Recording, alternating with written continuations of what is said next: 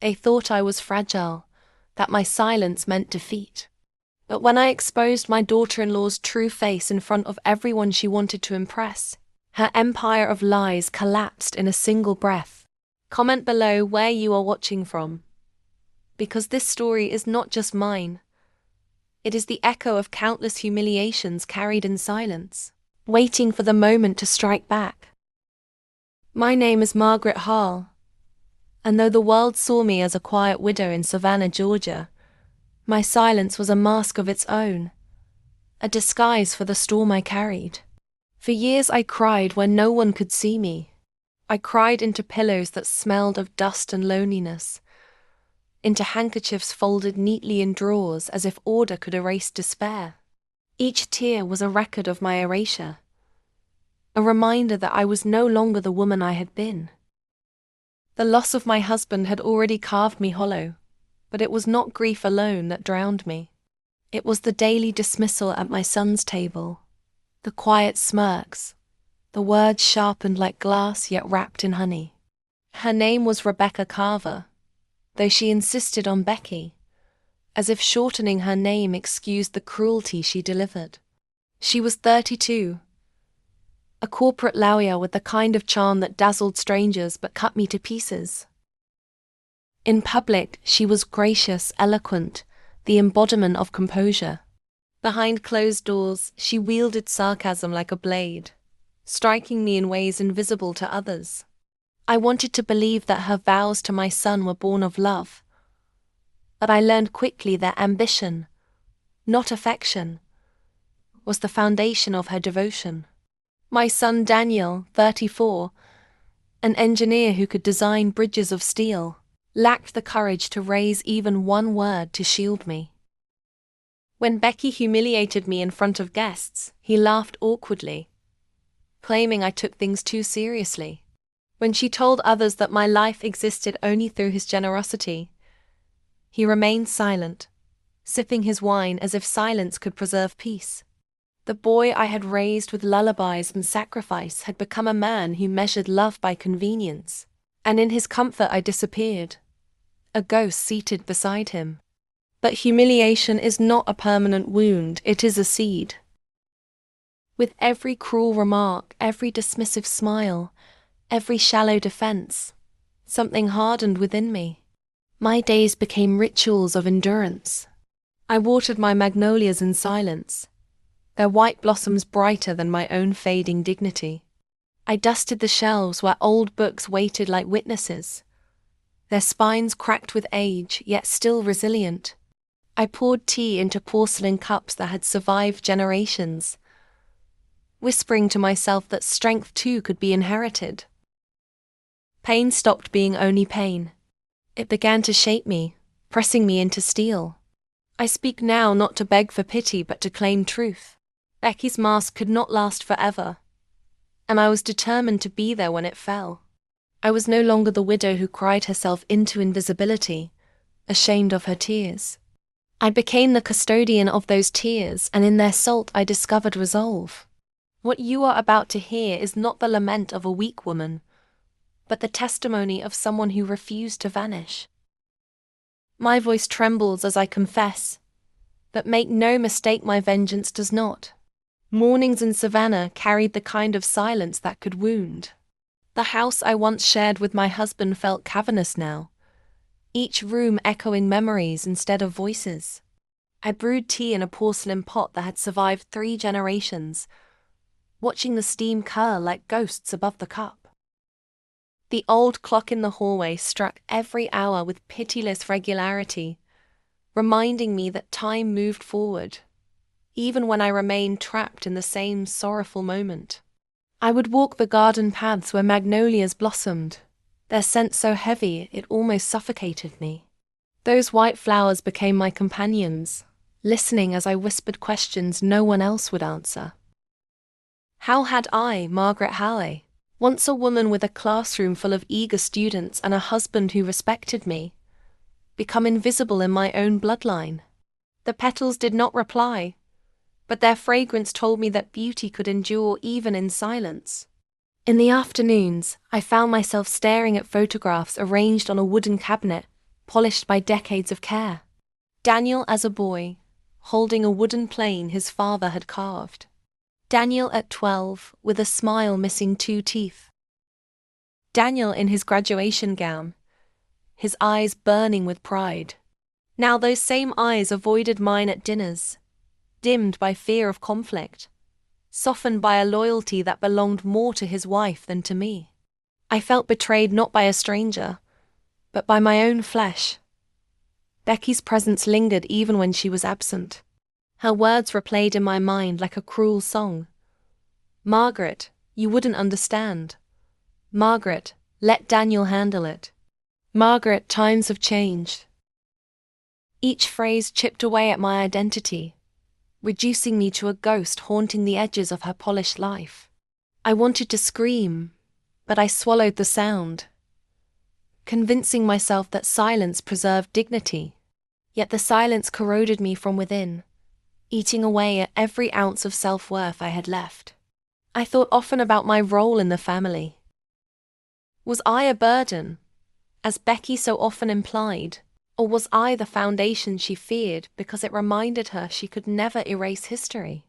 I remembered evenings when Daniel was small and I read poetry aloud, my voice steady and confident. Those verses lived in me still, buried under years of contempt. They whispered that endurance could be power, that patience could sharpen pain into something sharper than words. I began to wonder if silence was not weakness, but preparation.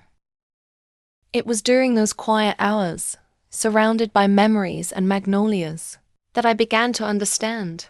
My suffering was not accidental, it was orchestrated. Becky thrived on control, on diminishing me until I questioned my own worth. But I was not broken, not entirely. Beneath the tears lay steel. Beneath the humiliation, fire. I promise you, what follows is not simply survival but revelation. Stay with me until the end, and you will see how her mask shattered beneath my hand. Rebecca Carver-Hale, my daughter-in-law, had a way of smiling that was polished enough to charm strangers yet cold enough to slice me open. She was only 32, but she carried herself as if she had conquered the world. At corporate events, she dazzled with her wit and poise. At home, she wielded sarcasm like a whip, ensuring every word left a mark no one else could see. Her mask was flawless in public, but I tasted the venom behind it. I remember one Sunday afternoon, sitting at Daniel's dining table as she poured wine for the guests. She raised her glass and declared, "Margaret must be so grateful for Daniel's support. Imagine, living alone all these years." Her words dripped with honey, yet they stung like acid. The guests chuckled politely, their eyes shifting toward me, some with pity, some with discomfort. I swallowed my anger with a tight smile, but inside I'd burned, humiliated in my son's home. Another time, when Daniel mentioned his upcoming project at work, Rebecca interjected with a sly grin. "Daniel wouldn't be where he is today without my guidance." She said it as if she were joking, but I saw the shadow it cast across his face. He laughed, too quickly, desperate to keep the evening smooth, while I sat there, silenced by the weight of her words. She diminished not only me but also him, twisting every success into her possession. In quieter moments, she would lean toward me, lowering her voice so only I could hear. "Margaret, maybe you should rest. These conversations are a bit too complicated for you." The cruelty was subtle, hidden under the guise of concern. To the untrained eye, it was kindness. To me, it was a blade slipped between ribs. Daniel, oblivious or unwilling, never spoke against it. Each silence from him was another betrayal, another brick in the wall she built around him. The humiliation was relentless, but it was precise. Becky never screamed, never raised her hand, never left visible wounds. Instead, she carved me away piece by piece until I began to wonder if I truly was the fragile relic she wanted me to believe. Yet deep inside, I knew her performance was not strength. It was fear disguised as control, a desperate act to erase me so thoroughly that no trace of my influence could remain in Daniel's life. And so I endured, outwardly calm, inwardly blazing.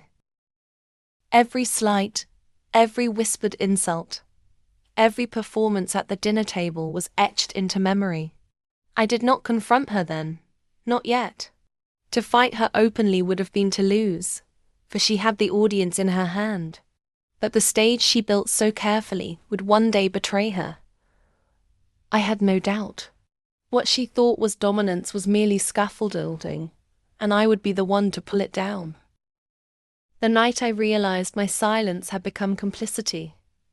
I sat alone in my kitchen with the lights dimmed, the old clock striking midnight as if accusing me. My tears had dried into something harder, something unmovable.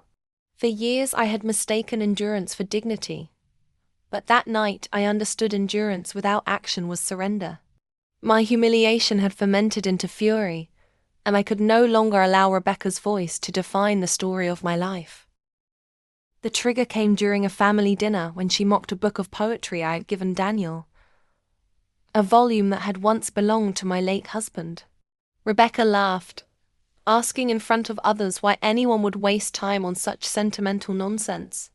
The room filled with light chuckles, but to me, it felt like watching my husband's memory trampled under her heels. That was when the shift occurred. My tears were no longer a release. They became fuel. I began to see every encounter with her differently. Where once I cowered, I now studied. Every word, every expression, every calculated gesture was a clue. She thrived on performance, and like all performers, she had tells. Her arrogance made her careless, repeating the same cutting phrases, the same half-truths, the same rehearsed smiles. I realized that if I was patient enough, she would eventually slip, and I would be there to ensure no one could look away when it happened. My garden became my sanctuary of plotting. While watering magnolias in the twilight, I whispered to myself, rehearsing words I had never dared to speak aloud. The scent of earth and blossoms mingled with the iron taste of vengeance forming on my tongue.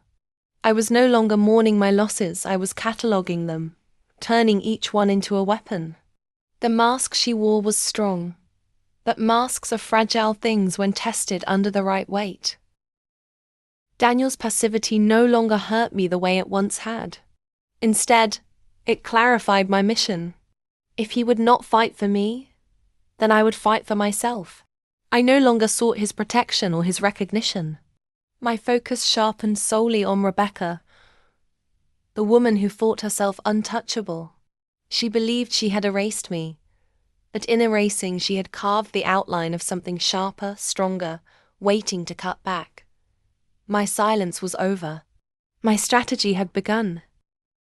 From that night forward, my steps carried purpose. I wrote in a leather-bound journal, recording her contradictions, her cruelties, her careless boasts. I became a shadow in her world, unseen but ever present, watching, remembering. The woman she thought was broken was in truth preparing, brick by brick, for the moment when her carefully constructed stage would collapse. And when it did, I would not raise my voice. I would only hold the mirror steady and let her own reflection destroy her. My decision was no longer a secret kept from myself. I had crossed into new territory where every action became deliberate, every word calculated. I no longer wandered my home in sorrow. I studied it as if it were a war room. The journal on my desk grew heavier each day with notes, times, dates, fragments of Rebecca's manipulations. What she thought were casual remarks were evidence. Lines of a script she repeated without realizing the cracks it revealed. I began to test her without her knowledge. When she boasted at a luncheon about managing Daniel's career, I asked innocent questions that forced her to elaborate. Each answer added to my collection of inconsistencies. The more she spoke, the more she betrayed herself.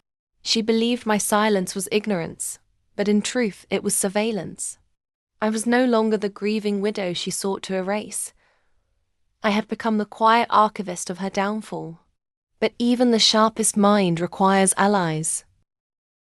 Evelyn Brooks, my neighbor and longtime confidant, had watched me fade in Rebecca's shadow. When I finally let slip a detail of what I endured, her eyes narrowed with the clarity of one who had suspected all along. Evelyn became my silent witness, offering perspective that strengthened my resolve. She reminded me that truth needs no violence. It only needs exposure. Together, we began to consider where that exposure would matter most. The answer came with tradition. Thanksgiving was approaching, and Daniel and Rebecca always hosted the dinner in their immaculate home in Atlanta. It was a gathering where extended family, friends, and colleagues sat together, eager to witness the performance of a perfect marriage. I knew Rebecca would prepare every detail with obsessive care: the decorations, the menu, the conversations designed to elevate her image. That was precisely why it would be the perfect stage for her mask to slip. I rehearsed quietly as I trimmed the magnolias, words whispered into the cool night air, testing their weight on my tongue. I would not accuse, I would not shout. I would simply invite Rebecca to speak in front of those she most wished to impress, and then let her stumble under the weight of her own lies. I did not need to destroy her with force. I needed only to give her the rope she had so carefully braided herself. Every step became preparation. The steady hand that wrote in my journal, the calm tone I practiced in the mirror, the patience I forced into my breathing. Rebecca believed she was invincible because no one had ever dared to confront her, least of all me. But the truth was not hers to command. The truth was mine, and I would hold it like a blade hidden beneath cloth. Soon, the audience would see her as I had always seen her: unmasked, trembling, undone. Thanksgiving arrived like a storm I had predicted long before the clouds formed. Rebecca's house gleamed with curated perfection candles burning in crystal holders, silver polished to a mirror shine, and plates arranged with obsessive precision. Guests gathered, their laughter echoing through rooms scented with rosemary and roasted turkey. To them, this was another flawless evening in the Carver-Hale household. To me, it was the theater of her lies, a stage she had unknowingly built for her own unmasking. I took my place at the long dining table, a guest in name only, but tonight I carried something stronger than resignation. I carried intention. Rebecca glided around the room, pouring wine, her voice warm and practiced. She touched Daniel's shoulder lightly, smiling for the benefit of every watching eye. To the world, she was elegance incarnate, a woman devoted to family. I saw what lay beneath, a predator cloaked in charm, certain no one could strip away her disguise. The dinner unfolded as expected. Toasts were made, compliments exchanged, and laughter filled the air.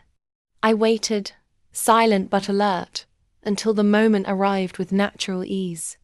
Rebecca, flushed with attention, boasted of her role in Daniel's career, implying once again that his achievements were not his own but hers. I turned my eyes to her and said softly, almost gently, "Why don't you tell everyone again how you secured Daniel's promotion?" The room stilled, forks pausing in midair.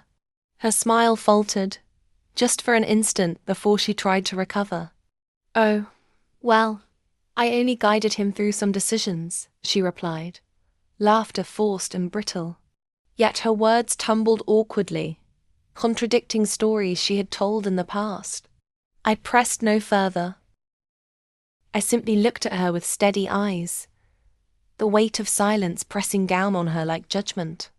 Guests exchanged glances, confusion growing in their expressions as they sensed the performance unraveling.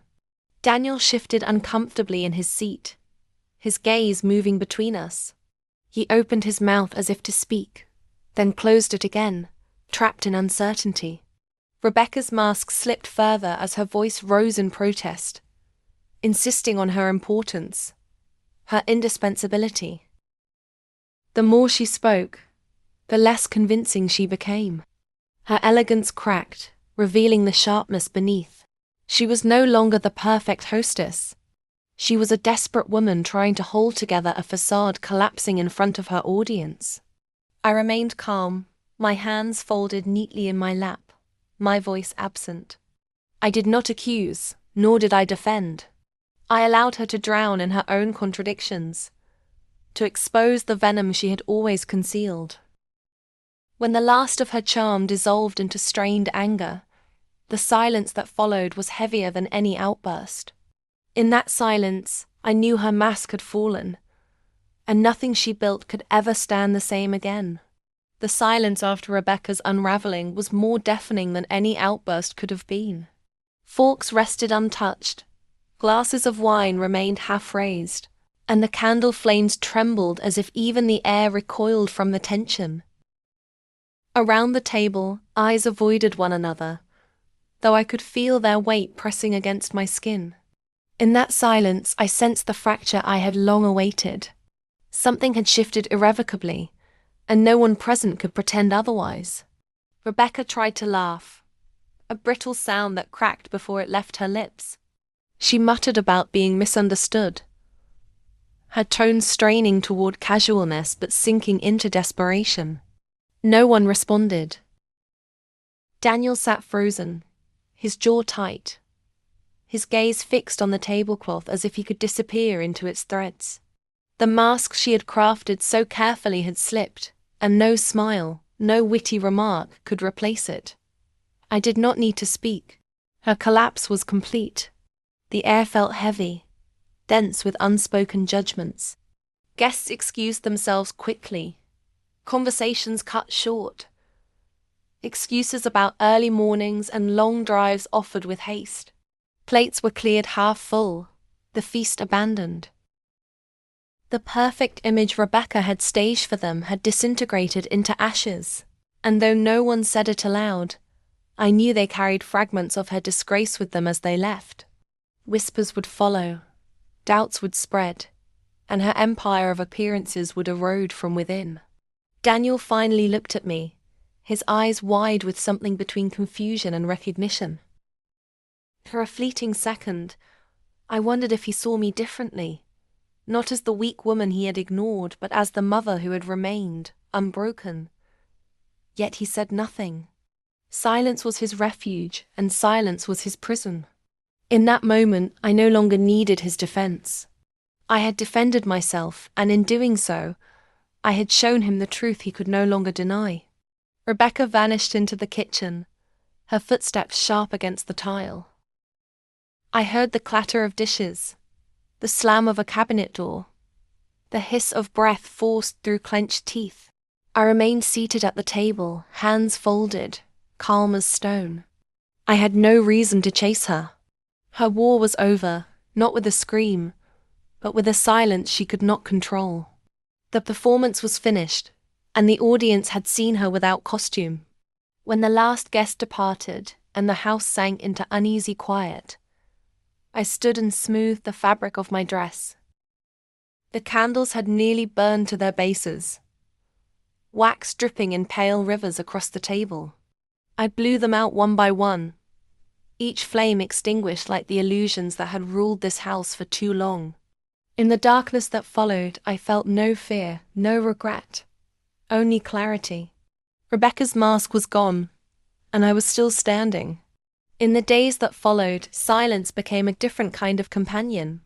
The house in Savannah felt less like a prison, and more like a tomb I willingly inhabited. I no longer cried into pillows or folded handkerchiefs with trembling hands, yet I also felt no triumph. Vengeance is not the sweet nectar people imagine. It is bitter wine, swallowed slowly, its aftertaste lingering long after the glass is empty. I had won, but at a cost only I could measure. Daniel visited less frequently, his calls shorter, his words carefully chosen. I could hear the weight pressing on him, torn between loyalty to his wife and the truth he had witnessed. He never mentioned Thanksgiving, never spoke Rebecca's name in my presence. Instead, he filled the air with empty talk of work deadlines and weather reports. I listened, nodding, knowing each omission was its own confession. He saw what I had revealed, but he lacked the courage to confront it aloud. Rebecca herself stayed away, her absence of victory dressed as loss. She had once thrived on inserting herself into my presence, belittling me with precision. Now she avoided me, a queen dethroned, unwilling to face the one who had stripped her crown. Yet I knew she worked tirelessly behind the scenes, weaving excuses, telling new stories, painting me as vindictive. That was her nature. To rewrite until even she believed the lie. But lies could not erase what every witness had seen. I noticed the subtle consequences. Invitations to gatherings arrived less often. Some relatives hesitant, unsure where to stand. Old friends of Daniel and Rebecca grew distant, choosing silence rather than choosing sides. In this isolation, I discovered something unsettling. Vengeance does not restore the life you lost. It does not bring back the warm evenings with my husband, nor the simple joy of Daniel's childhood trust. It grants justice, yes, but justice does not fill the empty chair across the table. At night, I sat by the clock, its pendulum swaying with relentless rhythm, and considered what I had sacrificed. Was my dignity worth the distance now stretching between me and my son? Was the truth worth the whispers that painted me as cruel, unforgiving? My answer, though quiet, was steady. Yes. To endure without action would have been a slow death.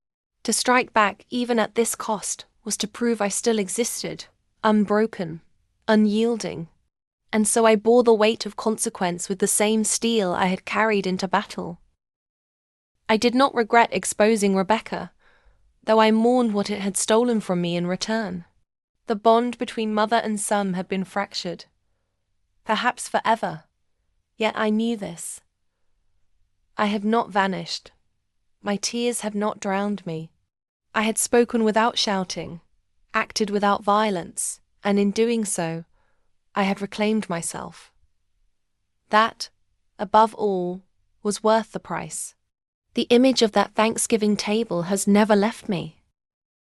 The silver, the candles, the frozen expressions of guests who witnessed the fall of a woman who believed herself untouchable. I see it in my mind as vividly as if it happened yesterday. That night was not just her undoing. It was my rebirth. For years I had been erased by her words, and in a single silence, I carved myself back into existence. I returned to Savannah with a different posture. My steps no longer dragged under the weight of humiliation. When I entered my kitchen, I no longer saw it as a cell, but as a sanctuary reclaimed. The porcelain cups, the magnolia blossoms, even the relentless clock, each reminded me not of my suffering but of my endurance. These were not relics of despair but trophies of survival. They testified that I had faced cruelty and remained whole. Rebecca's mask had slipped, but more importantly, so had mine. I was no longer the timid widow afraid to speak, afraid to confront. I had revealed her for what she was without shouting, without raising my hand, without lowering myself to her venom. I had simply held up a mirror and let her reflection consume her. There was power in restraint, a power I had underestimated, one that left scars not on me, but on her carefully built facade. And yet, I do not pretend the ending was without shadows. Daniel's distance lingers, a reminder that truth is rarely clean. My vengeance cost me the intimacy I once cherished, but it also freed me from the chains of invisibility. I would rather stand alone in honesty than be smothered in lies. Regret whispers at times, but it is faint, drowned beneath the stronger voice of certainty that I chose survival over surrender. I sit now at my table, the same table where I once wept into folded handkerchiefs. Tonight there are no tears. The guard of my silence has been lifted, replaced by the steady calm of a woman who has lived through humiliation and risen from it. Those who build their lives on masks may dazzle for a season, but one day, the mask suffocates them. That truth is my victory, even if it is not without its scars. If you have carried your own silence, if you have endured cruelty disguised as love or respect, then you understand the weight of this story. Share your thoughts in the comments, because silence shared is no longer silence. It is a voice, strong and unshaken. And if you wish to hear more confessions like mine, do not let this be the last time we meet. Subscribe, stay, and remember. Survival is not just living, it is reclaiming the self that others tried to erase.